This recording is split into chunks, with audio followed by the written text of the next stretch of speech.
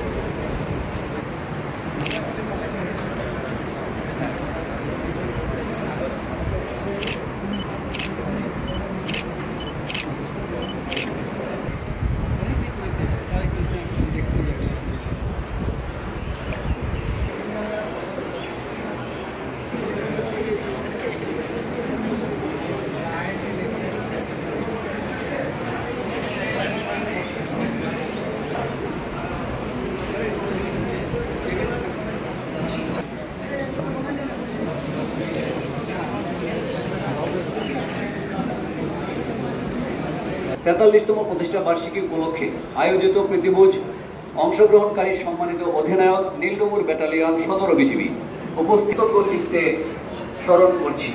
এছাড়াও বিজিবির একটি আদর্শ বিশ্বমানের থার্মিক্স রড সালাম স্টিল থার্মিক্স, দেশের একমাত্র থার্মিক্স রড।